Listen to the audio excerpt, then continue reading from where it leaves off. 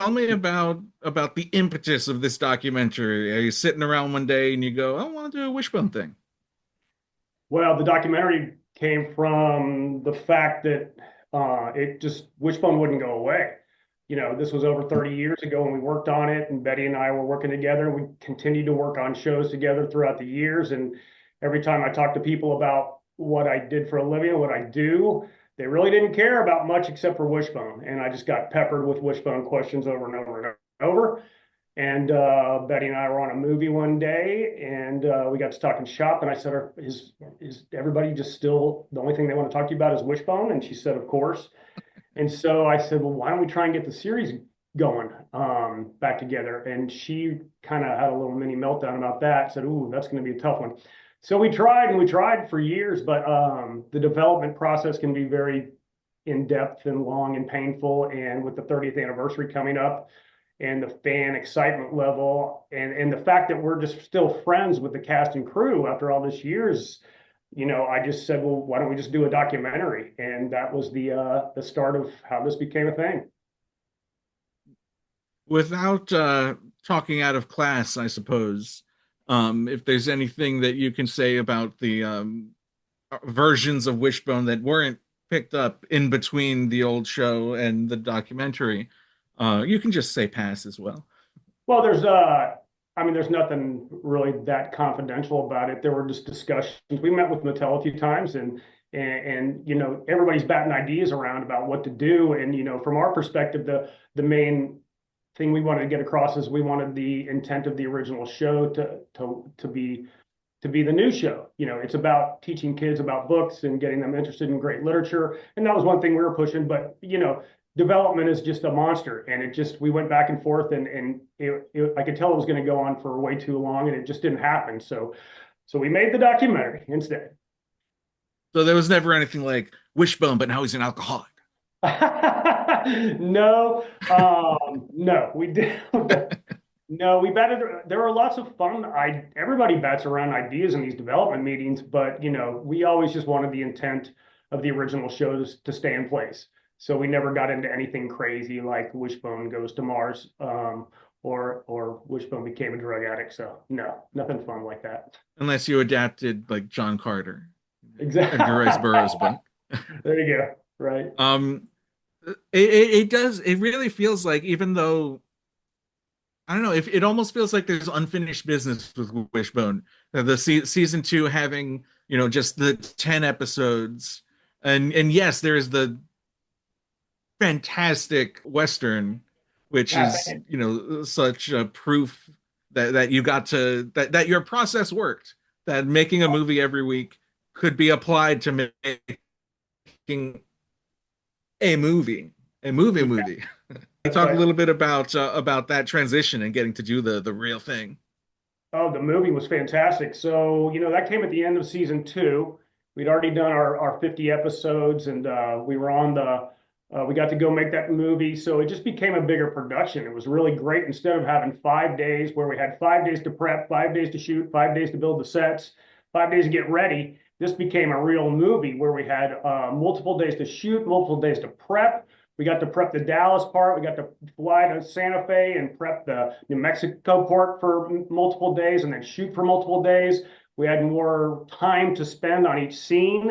As you saw in the documentary, our shots became wider. We got to expand the frame and bring more extras in and more production value and horses and all kinds of things that were just fantastic. Hundreds and hundreds of extras. So, and I was young. I was just a young AD at that time that stepped up from second AD to first AD. So it was pretty overwhelming, but we had the team in place to be able to pull it off. So that was just a blast.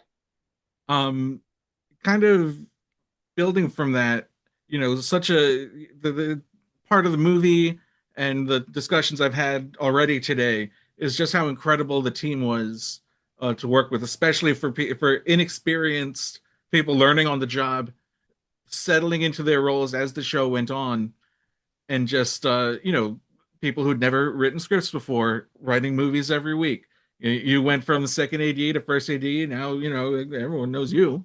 Um, you know, uh, Never work with children or animals. All your leads are children and animals.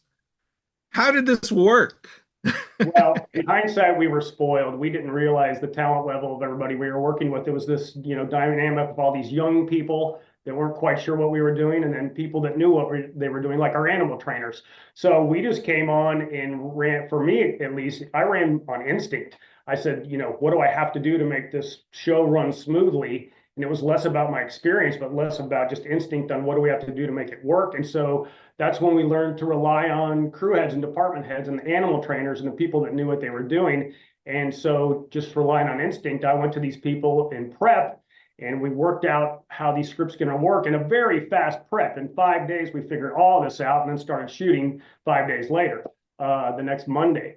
So, like you probably saw in the documentary, we didn't know that this was such a huge task at the time. We just did what we had to do, and I was sweating bullets throughout the entire process. But as long as it went well, I felt like I was doing my job. And did it always go well? Was there ever a disaster? Was there ever we lost an entire day? Did that ever That happen? That never happened. We never lost a day. We had typical production problems, which is just the difference between finishing in 10 hours and finishing in 16 hours. And nobody wants to work 16 hours, trust me. There is a story that we didn't have time to put in the documentary, but during the Western in New Mexico, we're shooting one of the big scenes on the set one day, and a cameraman comes up and goes, "Hey, Joey, look over there." And we had a funnel cloud about a mile away coming down right towards set, which was just a balsa wood plywood set that would have turned into, cutting everybody's heads off flying through the air. And so that put a panic into the crew and put us down for a couple of hours. But luckily, after about 3 minutes, the funnel cloud went back up to the air and we went back to work, except for the fact that Jackie had taken soccer, hopped into her van and drove as fast as she could away from set. So we had to get her back before we could start shooting again. But otherwise, it was really just the challenge of getting through production. But luckily, when you have a team that's such professionals and is trying to make a good show, everybody's working together to solve those problems as quickly and as efficiently as you can. Something to be said for having a bunch of people who haven't read the rule book and no Right. one who has telling them that, oh, this is not how you're supposed to do it because you're doing it. That's exactly Why right. couldn't right?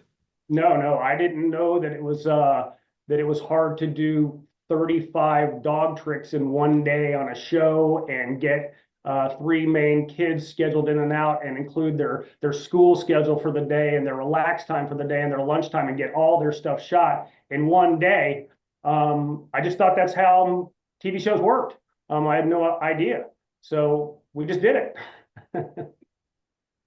and and it's great that you were able to do it with like you said without having to compromise on like those really firm uh not even rules but just like the ethical like kids got to go to school, dogs got to mandated amount of time, like you didn't have to No, break anyone's back. and that came down to Betty's producing skills and being, I've worked on tons of shows over 35 years, and you never want to cut corners. You want to work with adamant we're going to stick to the rules. The kids can only work a certain amount of time. There's reasons for that, and we're going to stick to that. Even soccer had a hard out at 12 hours because he was always excited. He was ready to work, but after 12 hours, I mean, he's a dog. What's that in dog years? That's a long time. So he would start to fade after 12 hours. So we just had to stop work with him at 12 hours. The kids had about 8, and that's just the rules. So we really tried to. We were the kind of show that everybody wanted to come back to day in, day in and out because we were not abusing anybody, and the crew was happy to be there. With soccer, maybe the show could have worked in one way or but it wouldn't have been the same show without soccer.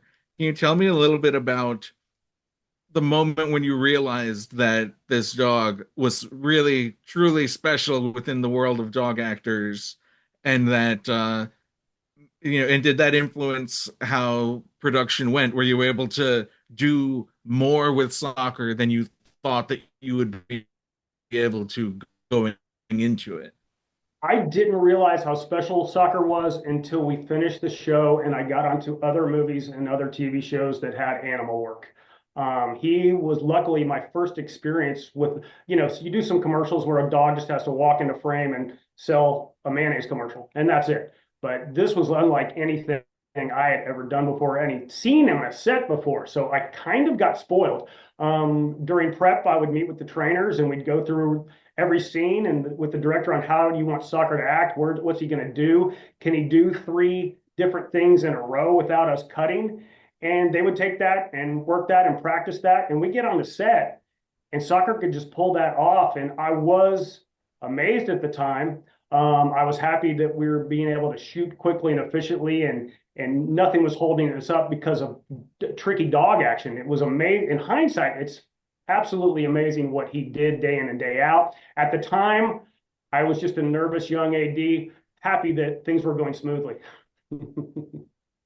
Do you remember when Soccer passed in 2001?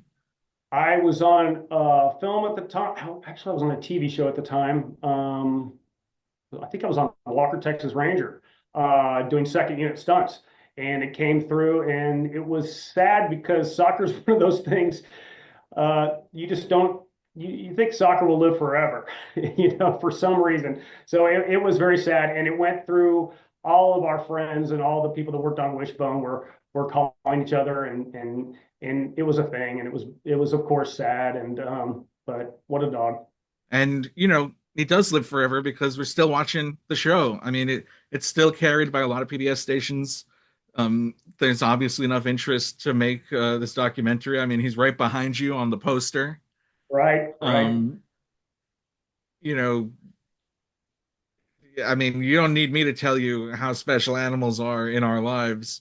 I remember every cat I've ever had. Never had a dog, but I'm a cat guy. I'm a cat guy. oh, Believe it. so, I had two cats for 14 years. They just passed away last year, and I've rescued plenty of cats. So me and you are on the same page. sure. Um, did you have cats when you were working on the show? Did you come home smelling of a dog, and were they upset? Oh, I was a young single guy trying to make it in the film business. The last thing I had room for was to take care of an animal when you're getting up at 4:30 a.m. and going to set by 6 and getting home at 8:30 at night. It just wouldn't have been fair. I did have a fish tank. I did have fish. Fair, fair, Right. fair enough.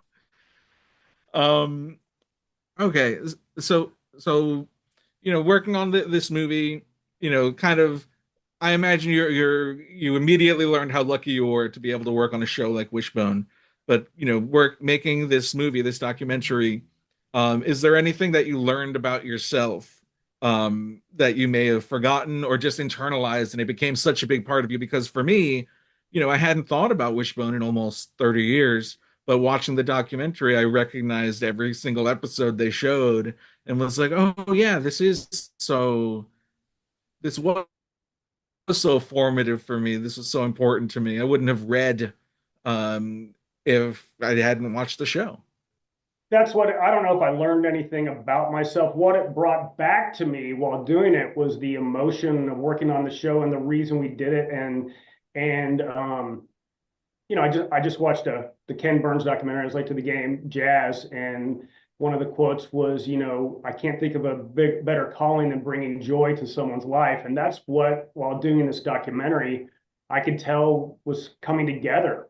This movie was going to be telling the story that everybody's wanted to hear for 30 years, and it's going to bring them back to that world of when they were a childhood and got them interested in books and interested in literature and made them become what they were today. And it became a pretty emotional process. I don't know what I learned about myself, but it sure brought back a joy of creating something for the world that isn't just a 2-hour movie that somebody goes in and watches and that's the end of it when they leave the theater. So it was something really special. That's what I took out of making this documentary. So, last question, very quick. Um, is there a book or a story that you would like to see a Wishbone adaptation of? Just That's a any great, from any time. that's a great question. That's one of the ones I would have to think about. Let me think about something. I think actually Larry and I used to talk about this on set. We always wanted to see 20,000 Leagues Under the Sea get made. But that would have been, even though this was one of the most expensive kid shows ever made, you could have times that times about 10. So that was unrealistic. But that's something Larry and I actually used to talk about, was the Jules Verne would have been a great one. So and you know, it's sad. Wishbone's a great show, but it's sad it ended when it did, because there were so many more books we could have done, so many more great shows, and brought many more books to kids' lives. So but yeah, 20,000 Leagues Under the Sea, that would have been a great one.